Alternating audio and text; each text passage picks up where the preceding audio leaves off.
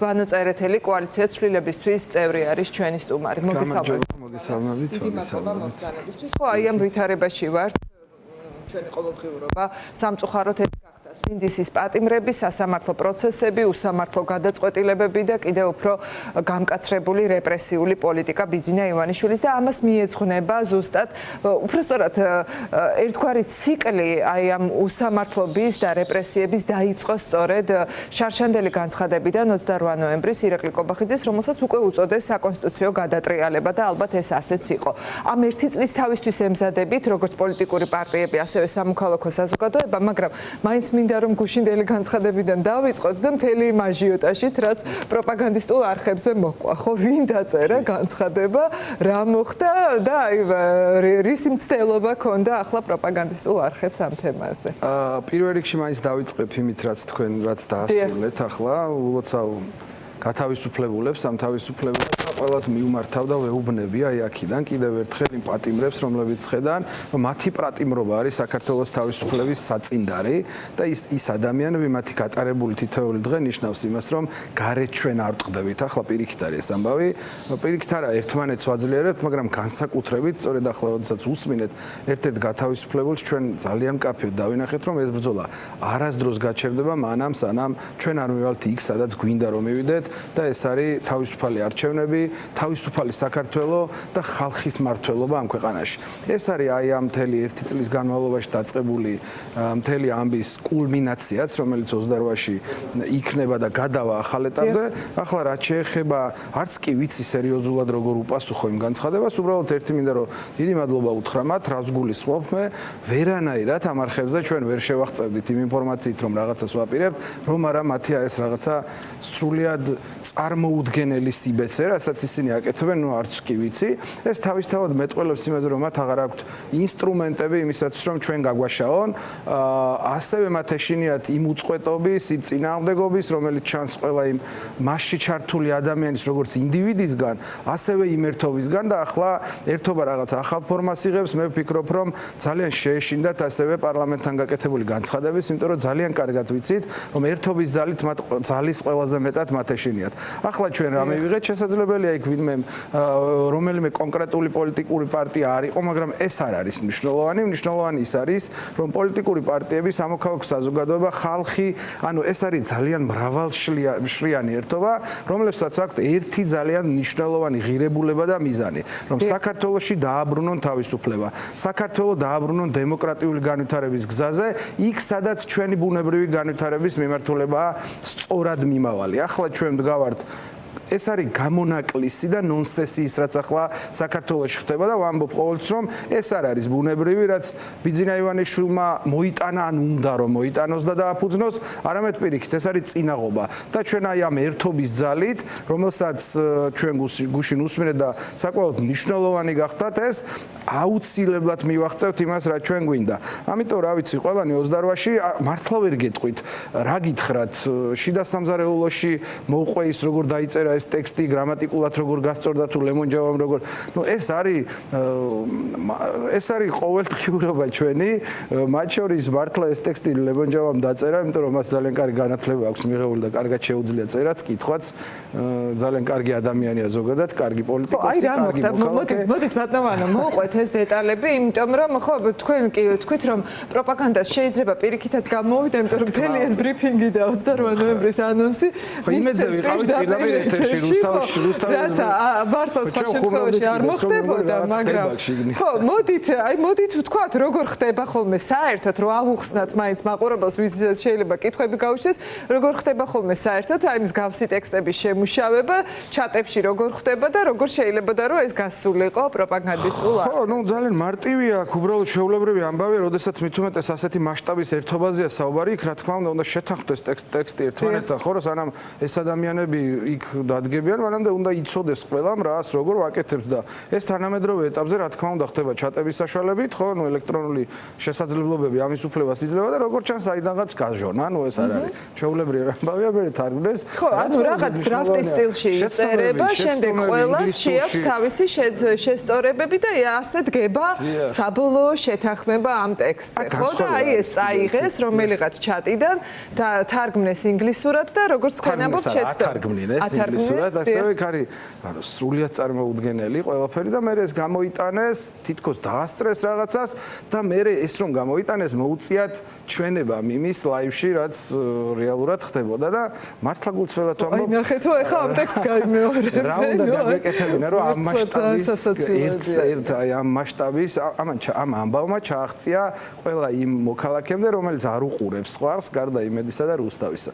ამიტომ მე კიდევ ერთხელ რა თქმა უნდა მადლობა არ ეკუთვნით მათ, იმიტომ რომ მიზანი მათი ეს არისო.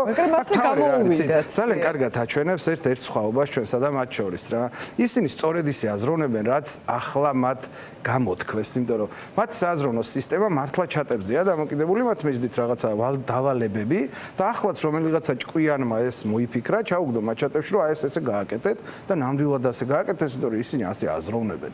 ხო, ნუ რაღაც რა ვიცი, ჩავხედოთ ძალიან მარტივია, მაგალითად ჩავხედოთ რუსების მიერ გაკეთებულ განცხადებებსა და ქართული ოცნების მიერ გაკეთებულ განცხადებებს შორის. აბსოლუტურად იგივე ერთი და იგივე ტერმინებით, ერთი და იგივე ცნებებით ოპერირებენ ისინი, მათ ერთი და იგივე მტერი ყავთ, რაც ყველაზე მთავარია და ერთი და იგივე მოყვარე და ეს ძალიან მნიშვნელოვანია, იმიტომ რომ ახლა ქართული ოცნება რასაც აკეთებს, ეს არის ხელოვნურად სრულიად წარმოუდგენელი მტრის შექმნას.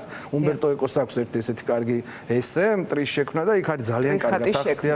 ხო, რა თქმა უნდა და ახლა რას აკეთებს, ანუ რეალურ მტერს მალავს, ეს არის რუსეთი და ამას აკეთებს არა მხოლოდ აწმყოში რაღაც განცხადებების საფუძველზე, არამედ მაგალითად განათლების სისტემის მოშლით, ისტორიის სახელმძღვანელოდან და ისტორიის პროგრამებიდან იმ ტექსტებისა და იმ ამბების ამოღებით, რომელიც რუსეთს საქართველოს აი ამ რუსეთის მიერ საქართველოს დაპყრობას ან მასთან მტრულ დამოკიდებულებას აჩვენებს და შემდეგ და სამაგეროდ ცდილობს შექმნას მოყვარესაგან მტერი. ანუ რატომ? იმიტომ რომ რეალურად ქართულ ოცნებას არ აქვს საკუთარი იდენტობა, ანუ საყრდენი რეალური საყრდენი ქართულ ოცნებას არ აქვს.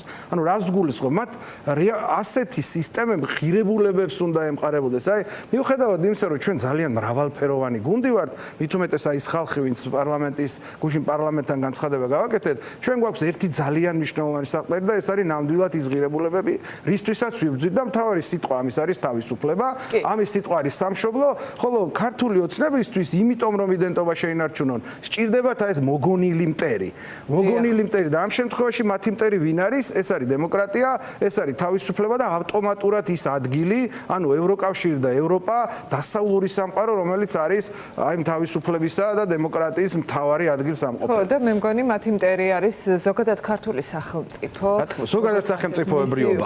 როგორც ასეთი სახელმწიფოებრიობა, რასაც გულისხმობს, ეს არის მათი მტერი, იმიტომ რომ სახელმწიფოებრიობა გულისხმობს გარკვეულ წესრიგს, ხო, სამართლიანობას პირველ რიგში და ამ ადამიანმა მე გულისხმობ ბიძინა ივანიშვილს და პირდაპირ ამ სიტყვის მნიშვნელობით, რომ სხვას არავინ, სხვა ყველა არის ამის შემსრულებელი. წყალს ნამდვილად ამის გამოკლავს. ცდილობს რომ გააკროს აი ეს სახელმწიფოებრიობის. კი ბატონო და ბატონო კიდევ ერთხელ რომ გავუსვათ ხაზი, რატომ არის მნიშვნელოვანი 28 ნოემბერი და თვლით თუ არა რომ ეს შესაძლოა კიდევ რაღაც ახალი ეტაპის დასაწყისი უნდა გახდეს აი ამ საპროტესტო მოძრაობაში. აუცილებლად, მოდი ვთქვათ ასე, მიუხედავად იმისა, რომ თითქოს სხვაგვარად ჩანს, 28 ნოემბრის ეს აქცია იქნება ერთგვარი, როგორ თქვა, გამარჯვება არ მინდა ცოტა ზედმეტი სიტყვა გამოვიდეს, მაგრამ ჩვენ გვაქვს მიღწევა, აი ამ ეს სიტყვა ყველაზე კარგად გამოხატავს. ამ ერთი წლის თავზე ჩვენ მივახციეთ ძალიან მნიშვნელოვანს, იმიტომ რომ მოდი დავბრუნდეთ ერთი წლის წინ რა მდგომარეობა იყო და ვთქვათ, რომ ჩვენ ძალიან მცირე ჯგუფები ვამბობდით იმას, რომ ბიძინა ივანიშვილი არის რუსული რეჟიმი. ამას არ უჯერებდა არავინ, ძალიან მცირე ჯგუფების გარდა, ახლა ჩვენ ამას მივახციეთ. ანუ დელეგიტიმაცია და არაღიარება არის მიღწევა ქართველი ხალხის, რომელიც სწორედ აი ამ ერთწლიანმა უწყვეტმა წინააღმდეგობამ შექმნა და გამოიწვია. გამოიწვია იმან, რომ ადამიანები ციხეში ჩასხდნენ და არ შეეშინდათ და არ ითანამშრომლებს. ადამიანები სამსახურებიდან წამოვიდნენ, არ შეეშინდათ ამის და არ ითანამშრომლებს მასთან. პოლიტიკოსები, არაპოლიტიკოსები, ისტორიკოსები, რა ვიცი, მკერავები, ყველა, აბსოლუტურად ყველა ფენა საზოგადოების და გეოგრაფიული თვალსაზრისით ყველა ქალაქის წარმომადგენელი. ეს არის მიღწევა, არ თანამშრომლობა, ეხლა რეჟიმთან და იმის აღიარება, რომ ეს არ არის მხოლოდ პოლიტიკური პროცესი. ანუ აქ არ დგას საკითხი იმაზე, რომ ერთი პარტია უნდა ჩაანაცვლოს მეორე პარტიამ. აქ საკითხი დგას იმაზე, რომ ჩვენი იდენტობა, აი სახელმწიფოებრიობაზე ვილაპარაკეთ, როგორც სახელმწიფოებრივი, ისე ზოგადად ცივილიზაციური იდენტობა დგას, ასე ვთქვათ, კითხვის ნიშნის ქვეშ. ეს არის კარგად გააზრებული იმ ხალხის მხრიდან, რომელიც 28-ში იქ შევიკრიბებით და შეიძლება იქ ვიღაც ფიზიკურად არ იყოს, მაგრამ მე გულისხმობ იმ წარმოსახვით ერთობას, რომელიც 28 ნოემბერს იქ არის გულით, სულით, რომ ზოგი საზღვარგარეთ არის, ზოგი ვერ დაესწრება რაღაც მიზეზების გამო. არა, ჩვენ ვართ ბევრი, უფრო სწორად, მოდი ასე დავარქვათ რა, ბევრი არ არის სწორი. ჩვენ ვართ ყველა, ვისაც არ უნდა საქართველოს დარჩეს რუსეთში. აქ დგას აი ეს წინააღმდეგობა, ხო?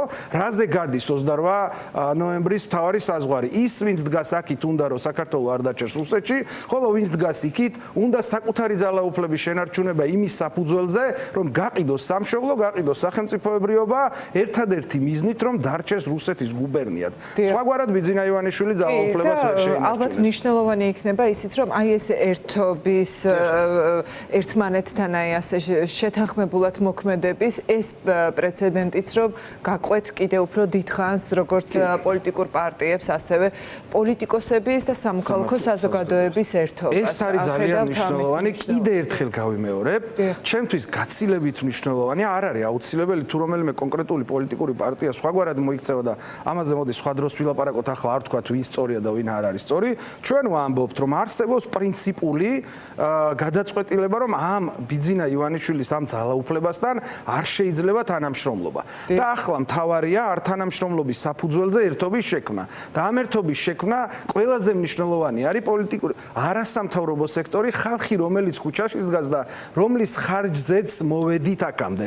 ანუ ყოველდღიურად ვინც ქუჩაში დადის, ამ ადამიანების გაერთიანება და რა თქმა უნდა პოლიტიკური პარტიებისაც მე აქ არ გამოვრიცხავ ამას, რომ ეს არის პირველ რიგში პოლიტიკური პროცესი. აქ ძალიან მარტივია ამის ახსნა, პოლიტიკოსებს მეტი ცოდნა უნდა ქონდეთ, მეტი ვალდებულების საკუთარ თავზე აღება უნდა შეეძლოთ, იმიტომ რომ დასავლეთი იქნება ეს თუ სხვა ადგილზე ერთმანეთთან საუბარი, მათ აქვთ ეს არის ხელობაც მათი.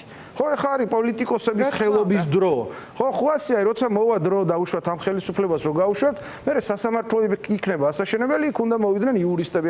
ამ თვალსაზრისით, ამიტომ მე ვფიქრობ, რომ ეს ერთობა შედგა, ძალიან კარგად აქვს გაცნობიერებული იმ ხალხს, ვინც იქ იდგა, რომ ერთობას არ აქვს ალტერნატივა, ეს არის ძალა, რომელსაც ყველაზე მეტად ეშინია ბიძინა ივანიშვილს და აშვებინებს ისეთ შეცდომებს, როგორიც ჩვენი პიარი იყო მათ არხებზე, არის ამბობა. კი ბატონო, ბევრ ასეთ შეცდომას ვუსურვებ მათ. მადლობა ბატონო.